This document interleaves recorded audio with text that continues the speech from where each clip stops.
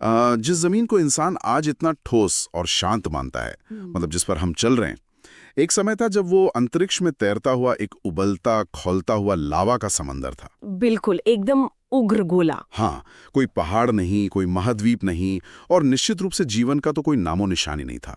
सिर्फ तरल चट्टानों और धातुओं का एक अराजक मिश्रण। और विज्ञान की भाषा में कहें तो ये एक ऐसी स्थिति थी जहां गुरुत्वाकर्षण और ब्रह्मांडीय टकरावों ने मिलकर एक ऐसा भट्टीनुमा माहौल तैयार किया था जिसकी आज हम कल्पना भी नहीं कर सकते। सही कहा। और आज की इस विस्तृत चर्चा में हमारा मिशन इसी अराजकता के बीच से एक व्यवस्था के जन्म लेने की कहानी को समझना है। हमारे पास संदर्भ के लिए भूगोल के कुछ बेहद शानदार नोट्स हैं, यूपीएससी और एनसीईआरटी स्तर के। हाँ, जो काफी विस्तृत है। बिल्कुल। और हमारा लक्ष्य यह है कि लिथोस्फीयर के विकास और पृथ्वी की परतों के निर्माण की इस पूरी वैज्ञानिक प्रक्रिया को एक हाई स्कूल के छात्र के लिए बिल्कुल आसान और रोजमर्रा की भाषा में डिकोड किया जाए। ये एक बहुत ही आवश्यक चर्चा है, क्योंकि पृथ्वी के एक उबलते हुए गोले से लेकर आज की इस ठोस और परतदार संरचना तक का जो सफर है ना, वो केवल इतिहास नहीं है। यह ऊष्मागतिकी यानी थर्मोडायनेमिक्स और गुरुत्वाकर्षण का एक बेहतरीन प्रदर्शन है। तो चलिए सीधे उसी उबलते हुए गोले पर चलते हैं जिसे विज्ञान प्राइमोडियल अर्थ या शुरुआती पृथ्वी कहता है। स्रोत सामग्री से पता चलता है कि ये पूरी तरह से पिघली हुई या अर्ध पिघली हुई अवस्था में थी। हाँ, सब कुछ तरल या सेमी सॉलिड था। लेकिन यहाँ मुझे एक बात समझ नहीं आती। नोट्स बताते हैं कि इसका तापमान समय के साथ कम होने के बजाय लगातार बढ़ रहा था। अब अंतरिक्ष का तापमान तो 0 के करीब होता है ना?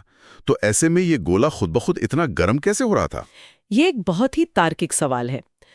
इस लगातार बढ़ती गर्मी के पीछे कोई एक कारण नहीं था, बल्कि यह 3 अलग अलग वैज्ञानिक प्रक्रियाओं का परिणाम था। मैं बताती हूँ। पहला और सबसे महत्वपूर्ण कारण था गुरुत्वाकर्षण के कारण बनने वाला भारी दबाव। अच्छा, गुरुत्वाकर्षण का दबाव। हाँ, जिसे अंग्रेजी में ग्रेविटेशनल कंप्रेशन कहते हैं। जब कोई भी खगोलीय पिंड द्रव्यमान इकट्ठा करने लगता है तो उसका अपना ही गुरुत्वाकर्षण बाहर के पदार्थों को केंद्र की ओर बहुत जोर से खींचता है। मतलब जैसे जैसे पृथ्वी बड़ी हो रही थी, वो खुद को ही अंदर की ओर सिकोड़ रही थी। एकदम सही। और जब खरबों टन पदार्थ एक दूसरे की ओर खिंचते हैं तो उनके परमाणुओं के बीच भयंकर घर्षण पैदा होता है, फ्रिक्शन। हाँ, और ये घर्षण सीधे तौर पर अत्यधिक गर्मी में बदल जाता है। चलिए, ये तो बात हो गई दबाव की। नोट्स में दूसरा कारण रेडियोधर्मी क्षय या रेडियो एक्टिव डिके लिखा है। इसे थोड़ा स्पष्ट करते हैं। मतलब रेडियो एक्टिव तत्व। बिल्कुल। शुरुआती पृथ्वी के अंदर यूरेनियम और थोरियम जैसे भारी रेडियो एक्टिव तत्व बहुत बड़ी मात्रा में मौजूद थे। ये तत्व प्राकृतिक रूप से अस्थिर होते हैं। हाँ, और जब वो टूटते हैं। सही कहा। जब ये प्राकृतिक रूप से टूटते हैं तो इनके अंदर से बहुत भारी मात्रा में गतिज ऊर्जा निकलती है, और ये ऊर्जा चट्टानों के बीच फंसकर गर्मी का रूप ले लेती है। ओह। ये एक ऐसा आंतरिक हीटर था जो बिना रुके पृथ्वी को अंदर से उबाल रहा था। और अगर ये काफी नहीं था तो तीसरा कारण बाहर से आ रहा था, मतलब लगातार होने वाले ब्रह्मांडीय टकराव। हाँ, ब्रह्मांड उस वक्त बहुत हिंसक था। उस समय हमारा सौर मंडल अपने शुरुआती दौर में था। सब कुछ अस्त व्यस्त था और लगातार बड़े उल्कापिंड पृथ्वी से टकरा रहे थे। तो उनकी गतिज ऊर्जा पृथ्वी से टकराते ही थर्मल एनर्जी यानी गर्मी में बदल रही थी, है ना? एकदम सटीक। और इन्हीं सब के बीच कहानी में वो मोड़ आता है जिसने सब कुछ बदल कर रख दिया, जिसे विज्ञान में विशाल टकराव या जाइंट इम्पैक्ट कहा जाता है। विशाल टकराव? हाँ, एक मंगल ग्रह के आकार का विशाल पिंड, जिसे वैज्ञानिक थिया कहते हैं, सीधे हमारी पृथ्वी से आ टकराया। रुको 1 मिनट। मंगल ग्रह के आकार का पिंड? हाँ, उतना ही बड़ा। अगर कोई इतना बड़ा पिंड पृथ्वी से टकराए तो पृथ्वी को तो पूरी तरह से नष्ट हो जाना चाहिए था, मतलब टुकड़े टुकड़े हो जानी चाहिए थी। ये विनाशकारी तो था, इसमें कोई शक नहीं है। इस टक्कर ने पृथ्वी के एक बड़े हिस्से को वाष्पीकृत कर दिया और बाकी बचे हुए हिस्से को पूरी तरह से पिघला दिया। सब कुछ पिघल गया। बाप रे। लेकिन यहाँ जो बात सबसे ज्यादा दिलचस्प है वो एक बहुत बड़ा वैज्ञानिक विरोधाभास है। इसी विनाशकारी घटना ने, जिसने सब कुछ पिघला दिया था, असल में पृथ्वी के ठंडे होने और परतों के निर्माण की प्रक्रिया को बहुत तेज कर दिया। रुकिए, ये बात मेरी समझ से बिल्कुल बाहर है। अगर मैं किसी गर्म चीज में और ज्यादा गर्मी डाल दूं और उसे पूरी तरह पिघला दूं तो ठंडी कैसे हो सकती है? ये तो बुनियादी भौतिकी के खिलाफ लगता है। सतह पर देखने में ये विरोधाभास लगता है, लेकिन इसके पीछे शांता या विस्कोसिटी का विज्ञान काम कर रहा था। विस्कोसिटी, गाढ़ापन। हाँ, जब पृथ्वी अर्ध ठोस थी तो गर्मी अंदर फंसी हुई थी। क्योंकि ठोस चट्टानें गर्मी की बहुत खराब सुचालक होती हैं, वे गर्मी को बाहर नहीं निकलने देती। अच्छा, मतलब वो एक कंबल की तरह काम कर रही थी। बिल्कुल, लेकिन जायंट इम्पैक्ट ने पृथ्वी को पूरी तरह से एक तरल समंदर में बदल दिया। सब कुछ लिक्विड हो गया और तरल अवस्था में आते ही कन्वेक्शन की प्रक्रिया शुरू हो गई। अच्छा, मतलब जैसे पतीले में उबलता हुआ पानी, जहां नीचे का गर्म पानी तेजी से ऊपर आता है और ऊपर का ठंडा पानी नीचे जाता है। एकदम सटीक एनालॉजी है ये। तरल अवस्था के कारण पृथ्वी के केंद्र की भीषण गर्मी तेजी से बुलबुलों की तरह सतह पर आने लगी और वहां से वे अंतरिक्ष के ठंडे वैक्यूम में विकिरण के जरिए तेजी से बाहर निकलने लगी। तो मतलब अगर पृथ्वी पूरी तरह ना पिघलती तो वो इतनी तेजी से कभी ठंडी ही नहीं हो पाती। हाँ, बिल्कुल नहीं। और इसी तरल अवस्था ने एक और सबसे महत्वपूर्ण प्रक्रिया को जन्म दिया, विभेदन, या जिसे हम डिफरेंशिएशन कहते हैं। डिफरेंशिएशन, चलिए इसे थोड़ा आसान भाषा में डिकोड करते हैं, किसी रोजमर्रा के उदाहरण से समझते हैं। हाँ, बताइए। मान लीजिए हम एक बड़ा शीशे का जार लेते हैं और उसमें पानी भर देते हैं। अब अगर हम उस जार में एक मुट्ठी भारी कंकड़, थोड़ी सी बारीक मिट्टी और कुछ सूखी पत्तियां डालकर उसे जोर से हिला दें तो कुछ ही सेकंड में क्या होगा? सब कुछ अलग हो जाएगा। बिल्कुल, भारी कंकड़ सीधे जार के तल पर बैठ जाएंगे, मिट्टी बीच के पानी में तैरती रहेगी और सूखी पत्तियां सबसे ऊपर सतह पर आ जाएंगी। सब कुछ अपने घनत्व यानी डेंसिटी के हिसाब से अलग हो जाएगा। यह घनत्व के अलगाव या डेंसिटी सेपरेशन का बहुत ही शानदार विजुअलाइजेशन है। शुरुआती पृथ्वी के साथ हूबहू यही प्रक्रिया हुई, बस पानी के जार की जगह पिघले हुए मैग्मा का एक विशाल गोला था। हाँ, जब पृथ्वी महाटकराव के बाद पूरी तरह तरल हो गई तो अंदर मौजूद अलग अलग पदार्थों को आसानी से हिलने डुलने की आज़ादी मिल गई। तो अगर हम इस एनालॉजी को अपनी पृथ्वी पर लागू करें तो उस समय के भारी कंकड़ क्या थे जो नीचे बैठ गए? वो भारी कंकड़ थे लोहा और निकल जैसी भारी धातुएं। जैसे ही पृथ्वी तरल हुई, गुरुत्वाकर्षण ने इन भारी और सघन धातुओं को सीधे पृथ्वी के केंद्र की ओर खींच लिया। मतलब वो सब नीचे डूब गईं? हाँ, ये धातुएं नीचे डूब गईं और इन्होंने पृथ्वी के कोर का निर्माण किया। और जो हमारी एनालॉजी में सूखी पत्तियां थीं जो ऊपर सतह पर आ गईं, वो क्या थी? वो सिलिकेट्स जैसे हल्के पदार्थ थे। ये तत्व भारी धातुओं की तरह नीचे नहीं गए, बल्कि मैग्मा के समंदर में ऊपर की ओर उठ गए और इन्हीं हल्के तत्वों ने ठंडे होकर सबसे बाहरी परत यानी क्रस्ट का निर्माण किया। अब यहाँ मुझे थोड़ा विरोध करना होगा। मेरे दिमाग में एक सवाल आ रहा है। हाँ, पूछिए। अगर पृथ्वी के तरल अवस्था में होने के दौरान सारा भारी लोहा गुरुत्वाकर्षण के कारण डूबकर कोर में चला गया था, तो आज इंसान जो पृथ्वी की सतह से इतना सारा लोहा निकालकर खदानें चला रहा है, वो लोहा कहाँ से आया? सतह पर तो सिर्फ हल्के सिलिकेट्स होने चाहिए थे, है ना? अरे वाह, ये एक बहुत ही शानदार सवाल है और अक्सर लोग इसे नजरअंदाज कर देते हैं।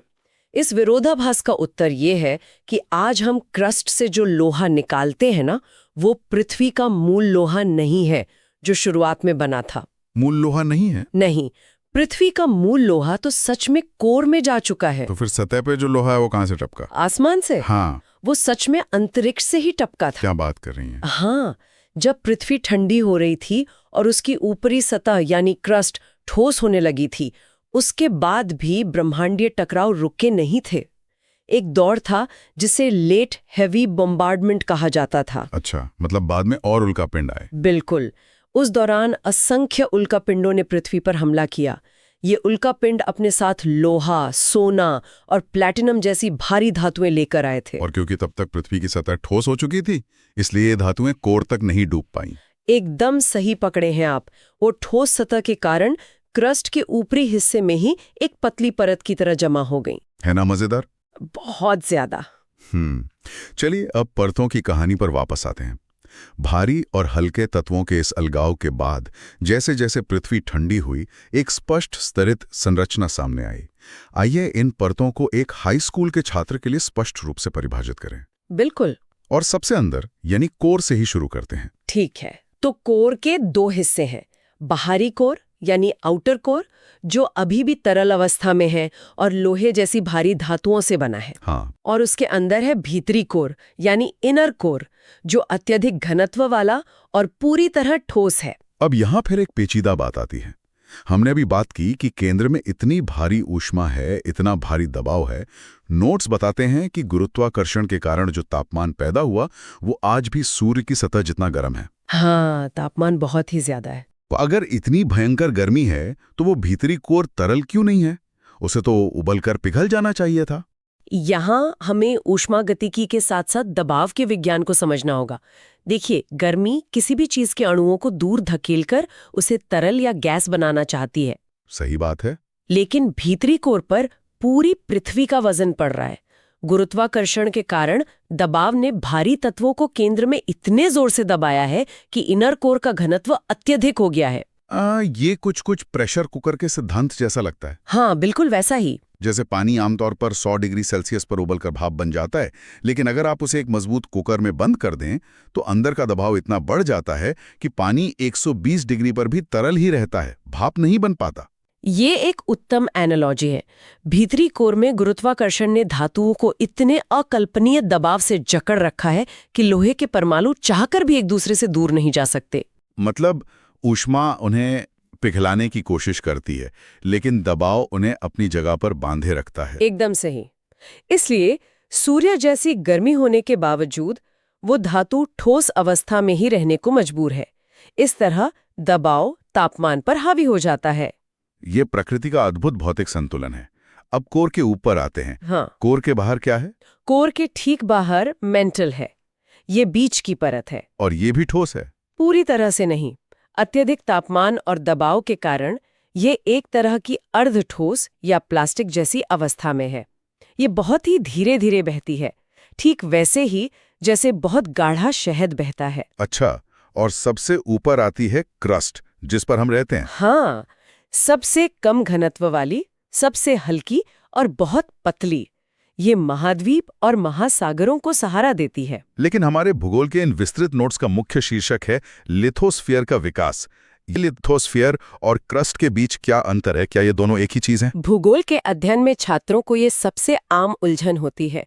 नहीं, ये दोनों एक नहीं है। तो क्या फर्क है? क्रस्ट केवल सबसे बाहरी रासायनिक परत है, लेकिन जब हम लिथोस्फीयर की बात करते हैं तो हम उसकी कठोरता की बात कर रहे होते हैं। लिथोस्फीयर का मतलब सिर्फ क्रस्ट नहीं है, बल्कि इसमें क्रस्ट और मैंटल का सबसे ऊपरी हिस्सा शामिल होता है, जो पूरी तरह से ठोस है। मतलब क्रस्ट और ऊपरी मैंटल का वो हिस्सा जो ठंडा होकर कठोर हो चुका है, वो मिलकर लिथोस्फीयर बनाते हैं। बिल्कुल। और यहाँ मैं ध्यान आकर्षित करना चाहूंगा कि कैसे सतह से कोर की ओर जाने पर घनत्व लगातार बढ़ता है। और इसके साथ ही नोट्स में एक और दिलचस्प बिंदु है। ठंडे होने की इस लंबी प्रक्रिया के कारण पृथ्वी सिकुड़ गई। हाँ, इसे थर्मल कॉन्ट्रैक्शन कहते हैं। जब भी कोई गर्म पदार्थ ठंडा होता है तो उसके अणु पास पास आ जाते हैं। तो पृथ्वी पहले के मुकाबले ज्यादा सघन और छोटी हो गई। सही कहा। अरबों साल पहले की ये कहानी भौतिक विज्ञान के नजरिए से तो बहुत आकर्षक है। भारी और हल्की धातुओं का अलग होना, परतों का बनना। लेकिन एक बड़ा सवाल ये उठता है कि आज के समय में इसका क्या असर है? मतलब आप पूछना चाह रहे हैं कि इस सब का असल मतलब क्या है? हाँ, ये अरबों साल पुराना डिफरेंशिएशन आज के हमारे जीवन को कैसे प्रभावित कर रहा है? अगर हम इसे बड़ी तस्वीर से जोड़े तो शुरुआती डिफरेंशिएशन और लिथोस्फीयर का निर्माण ही आज की प्लेट टेक्टोनिक्स का आधार है। Plate tectonics? हाँ, हमने जिस लिथोस्फीयर की बात की वो एक अखंड या एक टुकड़े वाली परत नहीं है। वो अंडे के चटके हुए छिलके की तरह कई टेक्टोनिक प्लेटों में टूटा हुआ है, जो लगातार गति करती हैं। और क्योंकि लिथोस्फीयर के ठीक नीचे मेंटल की वो अर्ध ठोस परत है जो बह रही है, तो ये प्लेट्स उसके ऊपर खिसकती हैं। बिल्कुल। और सिर्फ सतह ही नहीं, भारी धातुओं की डूबने से जो कोर बना वही आज पृथ्वी के चुंबकीय क्षेत्र का निर्माण करता है। Magnetic field? हाँ, बाहरी तरल कोर का लोहा जब घूमता है तो एक डायनमो प्रभाव पैदा होता है। और ये पृथ्वी के अंदर का घनत्व प्रवणता ही है जो पृथ्वी के इस आंतरिक कामकाज को नियंत्रित करता है। और यही चुंबकीय क्षेत्र अंतरिक्ष के खतरों और सौर हवाओं से जीवन की रक्षा करता है। सब कुछ कितनी गहराई से जुड़ा हुआ है। बिल्कुल जुड़ा हुआ है। चलिए अब परीक्षा की तैयारी के नजरिए से बात करते हैं। जो छात्र ये सुन रहे हैं इस पूरी रोमांचक कहानी को परीक्षा में अच्छे अंक लाने के लिए कैसे याद रखा जाए? छात्रों के लिए मैं इसे 3 मुख्य बिंदुओं में समेटना चाहूंगी। पहला, शुरुआती पृथ्वी पिघली हुई थी। प्राइमोर्डियल अर्थ मोल्टन थी, ठीक है। अच्छा। दूसरा, डिफरेंशिएशन की प्रक्रिया ने भारी तत्वों को केंद्र में भेजा और हल्के तत्वों को सतह पर ला दिया। वही कंकड़ और पत्तियों वाला उदाहरण। हाँ। और तीसरा, धीरे धीरे ठंडे होने के कारण सतह ठोस हो गई और क्रस्ट का निर्माण हुआ, जिससे पृथ्वी की यह स्तरित संरचना बनी।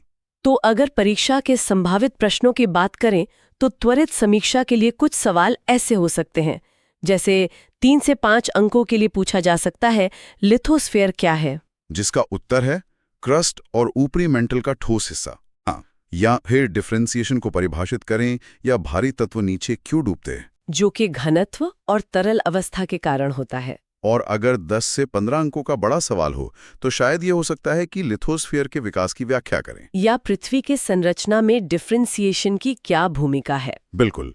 और ठंडे होने का पृथ्वी की सतह पर क्या प्रभाव पड़ा। मुझे लगता है कि इस चर्चा को सुनने के बाद कोई भी छात्र इन सवालों के जवाब बहुत आसानी से दे सकता है। मुझे भी यही लगता है। इस पूरी चर्चा ने लिथोस्फीयर के विकास की एक बहुत ही जीवंत तस्वीर खींची है। लेकिन इन सभी वैज्ञानिक तथ्यों पर विचार करते हुए मेरे दिमाग में एक विचार आ रहा है जो हमें थोड़ा आगे सोचने पर मजबूर करता है। कैसा विचार? देखिए, अगर पृथ्वी के धीरे धीरे ठंडे होने की प्रक्रिया ने ही इन परतों, लिथोस्फीयर और हमारे रक्षक चुंबकीय क्षेत्र का निर्माण किया है, तो भविष्य में क्या होगा? मतलब सुदूर भविष्य में? हाँ, लाखों करोड़ों साल बाद जब पृथ्वी का कोर पूरी तरह से ठंडा हो जाएगा और उसकी आंतरिक गर्मी खत्म हो जाएगी, तब क्या होगा? ये तो बहुत ही गहरा सवाल है। क्या हमारी टेक्टोनिक प्लेट्स का खिसकना हमेशा के लिए बंद हो जाएगा? और क्या डायनामो प्रभाव रुकने से हमारा चुंबकीय क्षेत्र हमेशा के लिए गायब हो जाएगा? और अगर ऐसा हुआ तो पृथ्वी शायद मंगल ग्रह की तरह एक भूवैज्ञानिक रूप से मृत ग्रह बन जाएगी। बिल्कुल। तो जो भी लोग हमारी इस पृथ्वी और उसके विज्ञान को समझने में दिलचस्पी रखते हैं, उनके लिए ये विचार मंथन करने का एक बेहतरीन विषय है। हमारी ये ठोस जमीन असल में ऊष्मा का एक अस्थायी संतुलन है। आज की इस विस्तृत चर्चा में बस इतना ही। सीखते रहिए।